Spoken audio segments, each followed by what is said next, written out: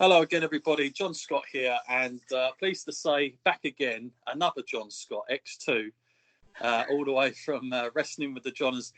John Scott, how are you doing? You're back on with us, obviously, in these very peculiar times of the whole lockdown pandemic, depending on what's going on in your life. But obviously, all the guests I've had on have, seen sort of taken the positive side out of what's going on thus far. Are you in the same camp there? Are you trying to make the most of it. Yeah. And I think I recorded 6 podcasts last week, so it's given me a bit more time to get the content out there. And like I said to you off air, and like you told me, it's given you an opportunity to become a bit more creative and look at what's out there and try new things, which is good for us and good for the listeners and good for our audience as well. But to be honest with you, it's not affected me too much. I'm classed as a key worker, so Right. I'm still going to work every so often with what I do. But I'm currently on a bit of annual leave, so getting a bit of family time, bit of me time, bit of podcasting time. So, but yeah, it's all good. But it is very, very strange at the minute. It's you kind of go out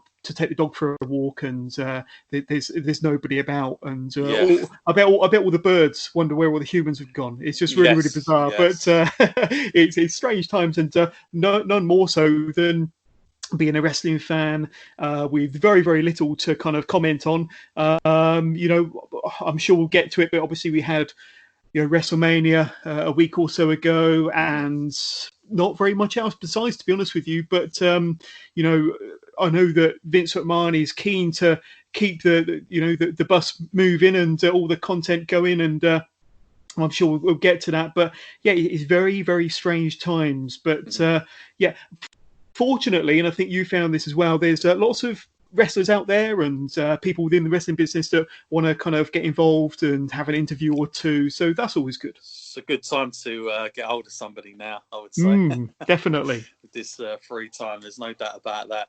I mean, likewise, the same as you guys over at Wrestling with the Johns. I mean, I've got to say, I really enjoyed the build-up that you guys had towards WrestleMania. It really got me in the mood. And on our side of things, I was pulling out like retrospective matches, and we done like about 6 in the end, just really obscure matches from various WrestleManias. But you know what? I don't know if you found this the same, but the problem was I kind of like, because we'd covered all these grand events and everything like that, by the time we got to the WrestleMania this year, I think I almost made a big mistake on my part, because it was very flat feeling after seeing all the build-up I'd had on the retrospective stuff, and I kind of think maybe I should have just kept with the now and just commented on the past Raw and SmackDowns in the empty arenas. And maybe then WrestleMania would have stood out more to me in that sense. But it was a bit, I kind of went to one extreme to the other. How was that experience for you? Very, very much the same. I mean, we did a WrestleMania 8 retro review, and that was good fun. We followed that with the WrestleMania 9 retro review, and then the next episode was a WrestleMania 36 preview prediction show. Right. And when we started recording that prediction show, we weren't particularly looking forward to it, but the more we spoke about the matches and the more we spoke about the potential outcomes, the more me and my guest host were getting more and more excited about it. So by the end of that preview predictions episode, we were so amped and so hyped looking forward to WrestleMania 36 that it was bound to be a letdown. But as it turned out, I was pleasantly surprised by one or two things that happened at WrestleMania 36 because it was so different. I think certainly, there were one or two matches in the where was it? It was the PC, wasn't it? WWE PC. There was one or two matches in the PC that I was pleasantly surprised by, but I was really, really happy with a lot of the off-location stuff. The thing they did in the Boneyard and the Firefly Funhouse match and one or two other things. So it had its bright points, but it obviously wasn't quite what we were hoping for, and especially the ending to that main event on night 2. Yeah, I think it just, I thought like, I don't know. I was watching it, and I think once, it was a grand introduction. We had Stephanie McMahon, didn't we? And then we had the kind of promo thing they did, where they kind of pretty much mocked themselves with that whole pirate stuff, which probably wasn't a bad idea given the situation that they weren't even in Tampa. And then they cut to this wonderfully edited national anthem, which I thought was very well done. That was good, yeah. And then we got to Gronk and just in that empty feeling, and I was just like, man, this is completely out of sync with everything now. And I kind of just had to just watch it for what it is. I think exactly the difficulty for me was the feeling of it being WrestleMania. I think having that in my head. I think if they'd have had maybe like they decided maybe like they still do the show, but they maybe just call it the Super Show or whatever they want to do, or a tribute, whatever, and have like 80% of the matches they were going to do for WrestleMania at this show instead. I think just seeing the title WrestleMania, it just didn't click with me without having that audience there. I just, and I've got to say, full kudos to all the men and women that went out there and did it. No doubt about it. It's tough. Did I think there was too many matches by the end of it? Yeah, I did. I did think there were a few that maybe we could have done without, and I think less might have been more between the two nights even. Just because it was really hard to throw up variety with all this. But like you say, it was what I was really surprised about was the fact of my enjoyment for like a boneyard match, which on paper, I've got to say, I was a bit sort of skeptical going into it. I was thinking, what on earth, what are we going to get here? But my hat's off to WWE because obviously they pre-taped all of this. And then they put it in their own running order. And someone somewhere must have thought, okay, this has to go on at the end of night one. But it was kind of like a big decision there because that could have gone terribly wrong. And people might have come out of that thinking, what on earth was that? That was a load of rubbish. Or, of course, the positive response that it got. And I'm quite pleased about that because it really did throw me. I'm not your normal. I'm very old school fan, as I've mentioned to you before. So when stuff like this comes on, I'm a little bit like, oh god. But I thought that was really, really well done. Let me throw you a question then, John. Let me throw you a question. Do you think if Roman Reigns had wrestled Goldberg, do you think that would have went on last a night one as opposed to the Boneyard match? Do you reckon that would have been the main event of night one? I fully understand why the Boneyard match went on last, and I think it deserves it.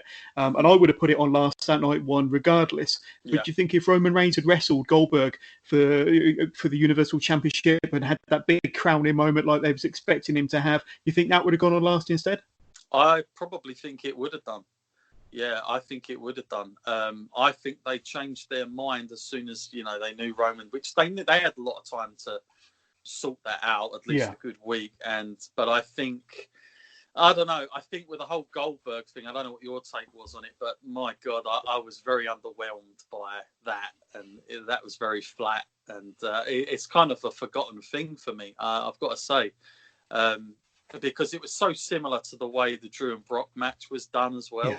Like they just seemed like they just run out of ideas almost, and I thought, like I was talking about this with Mariah May, and we were kind of going through all these ridiculous scenarios, like your general wrestling fans do. We always come up with fantasy booking, right? And I've got like listeners going to me, they're going to be super creative. They're going to not announce it until the night. And I thought, they might do. But of course, they did announce it on SmackDown just before.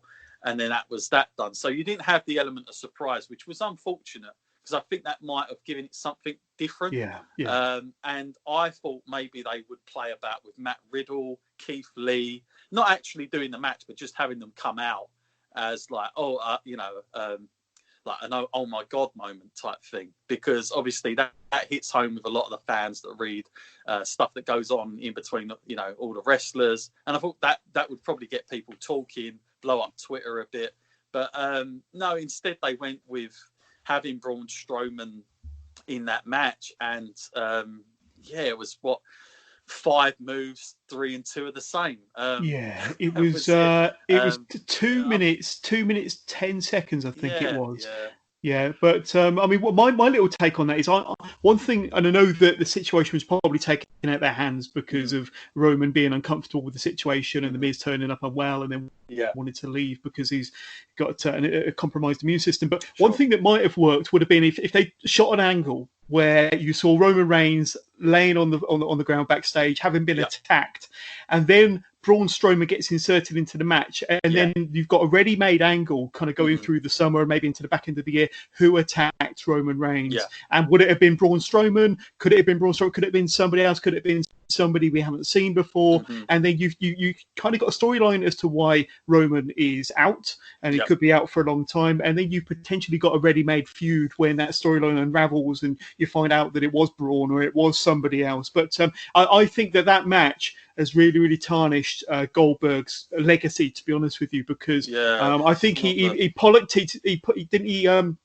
kind of politicked his way into winning the Universal Championship against The Fiend at that Saudi show when he won it, because apparently the cards were all laid out that The Fiend was going to win the match. Goldberg didn't think it was going to suit his character or his younger fans. So then after a bit of politicking and throwing his weight around, he got the Duke on that one. And then obviously, he was set up to face Roman at WrestleMania. We know that didn't happen.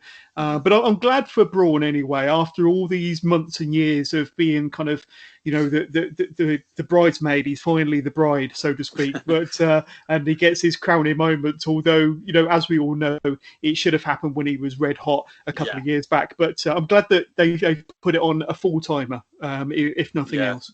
Yeah, I mean, something out of it, I suppose. I guess for the reward, again, for a long-term fan, there wasn't much there in thinking that, Goldberg had basically destroyed The Fiend at Saudi Arabia. So I really wasn't expecting it to be quite that simple to beat Goldberg, but that's the way they did it.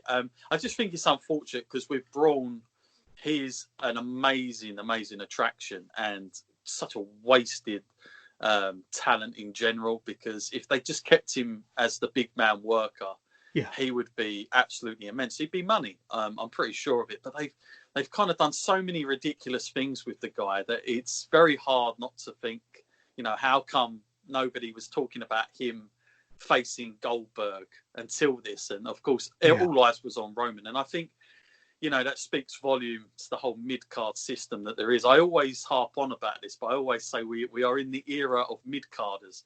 And what I mean by that is, unless you're Brock Lesnar or Goldberg to a degree, everybody else, they just seem like they're all mid-card guys, and they get a little run now and then. Everyone seems to be a former champion, whether you're Finn Balor, The Miz, but Seth Rollins, but then it's not enough to just have the belt anymore. You have to really be established. And it's a bit of a shame, because I feel like this is an era where we've got loads of talent, but nobody's really over. Like they used to be. It's odd. Like, I've never seen the depth of pool, but yet there's very few guys that I would consider really over. I'd say Roman is in that category, but that's taken such a long time as well. Roman, maybe Daniel Bryan, but there's really not that many. But I mean, on a similar subject, John, I mean, one of the wrestlers that really stood out to me from WrestleMania, and I'm really, really buying into his character and his gimmick and what he does, is Sami Zayn. I think he's absolutely knocking it out of the park at the moment as Intercontinental Champion. He's that, typical, chicken shit heel, and he's got his cronies around him, Nakamura and Cesaro. And of course, we'd like to see them do a lot more with their career, but at least they're kind of in a featured kind of storyline, you could say. You've got Drew Gulak in the fringes as well, so I'm really enjoying what's going on there. But I thought Sami Zayn absolutely shone at WrestleMania. And obviously the big take of night one that everyone was talking about, because the good thing about having two nights, I did like the idea of having two nights. I do think that WWE should consider doing something like that at the next WrestleMania, doing it in two nights, because it broke it up just nice for me. And I would prefer that going forward. If that could be done, a bit like Wrestle Kingdom, I really think they're onto something there, because otherwise it's just too much. 9 hours of just wrestling can sometimes just be exhausting just to even think about. But I did like the two nights. I like the fact that you kind of come off that night, and there was a feel-good moment with The Undertaker. And so by the second night, I was really buzzing. I was thinking, I'm really looking forward to this. I did kind of have in the back of my head that everybody was going to have, like, they'd be comparing the Firefly Funhouse match with the Boneyard match. And I didn't go in thinking that at all. I took it as individual, because I didn't want to compare the two. I just thought it'd be unfair. And even that, I've got to say, the Firefly Funhouse match, like, again, do you call it a match? Not really. But I mean, an amazing. It was kind of like an